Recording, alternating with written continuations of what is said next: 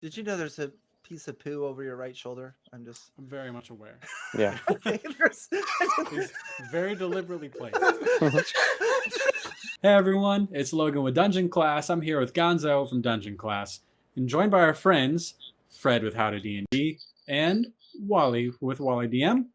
Today, for our edition of Dungeon Master Roundtable, we're talking about rules or things that new Dungeon Masters should avoid.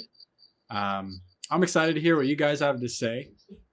This time around, let's go ahead and start with you, Gonzo. What do you think are some things that new DMs should avoid? So I only had one thing down because I figured we'd have plenty of answers on this, but um, and that was if you're a brand new dungeon master, things can get overwhelming really quick. And not only are you nervous, not only do you have a lot of things to keep track of, and you're still learning the rules possibly, but the players are going to be the ones to drive you bonkers. So one of the things that I would suggest as a brand new dungeon master is to start your players in some kind of dungeon-like atmosphere. Now, remember, a dungeon, it could be a cave, could be the inside of a whale's body, it could be an actual dungeon. But what that does, as for you as a DM, is it gives you walls, right? So there's limits to where the players can go.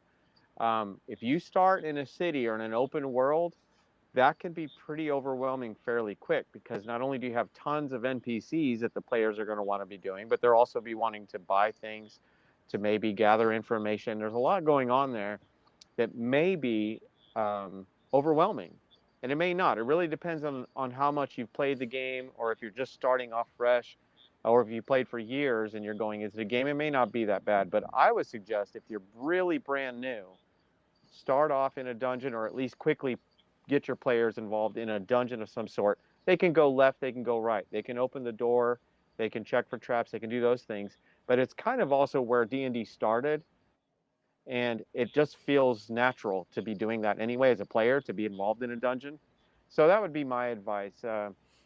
I think it gives you some walls, some boundaries that you can work with as you get used to the flow of the game and how quickly the players want to go outside those boundaries that you've prepared. Mm-hmm. No, that's a great tip. I mean, in Dungeons and Dragons, dungeons are kind of a good place to start. Yeah. And I agree. I think just having at least some kind of structure, literally in the game, they're in a structure, really helps you as a DM to kind of test out different mechanics and get the feel for combat with, really easy to control encounters or traps, stuff like that. So that's a great tip. All right, Wally, what are some things you would encourage new DMs to avoid? to avoid, and it's going to circle back to combat because that's going to definitely be your most intense part of your games. That's going to be the part that you're going to want to run most smoothly. So what I would advise a new DM to avoid is multiple initiative for enemies. If your party encounters 5 goblins, don't give each of those goblins, Gary, Jim, Billy Bob, Thornton, and Simon, each of those goblins their own initiative. Put them all on one. If you've got 5 goblins and an orc, put all of those on the same initiative. So as far as the dungeon master goes, you only have to focus when it comes to combat because let's face it, you're taking a turn in combat. Each of your players have a turn, and as a DM, you have a turn. If you roll separate initiative, you're going to have a lot of turns. So simplify your combat and put all of your monsters on the same initiative. And that should hopefully help you run combat a little bit more smoothly. No, that's a great tip. Combat, I think, can easily be one of the most complicated parts of D&D, especially Absolutely. mechanically.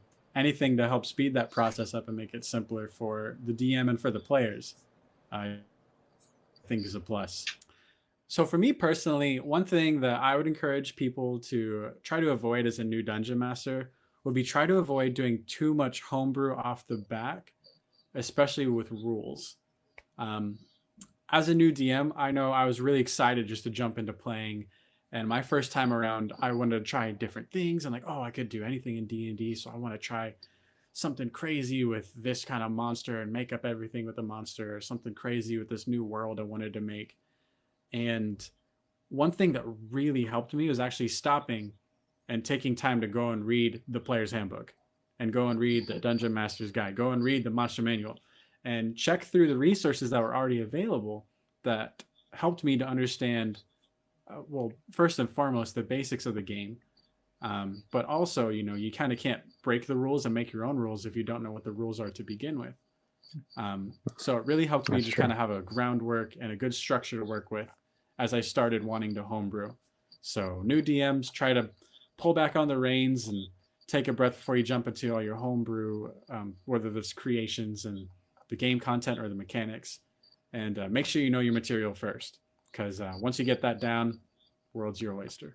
All right, Fred, what would you encourage new DMs to avoid? So I have 4, and I'll do them really, really quick. And for a new dungeon master, things to avoid. And I would say when your players get really annoying, don't kill your players. It's totally fine to kill their characters, but not the players.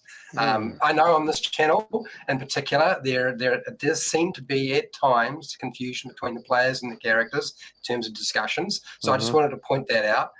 The other things I would suggest is if you're eating potato chips, don't talk as the dungeon master and try to communicate to your players while eating potato chips, because they can't understand you. So that's like really practical in terms of doing stuff. And then when you're starting out, there's a temptation to go and watch every single Dungeons and Dragons YouTube video that you can possibly find. Don't do that, because you've got better things to do with your life than just watch YouTube channels running stuff on Dungeons and Dragons. So don't try and watch all of them all at once, okay? It's all right to leave some of those for later on. But the one that I would say that has burnt me the most is don't flirt with the player's girlfriend at the table, okay? Because I've done that and it did not work out well. And it was kind of accidental, but seriously, don't flirt with the players' girlfriends at all.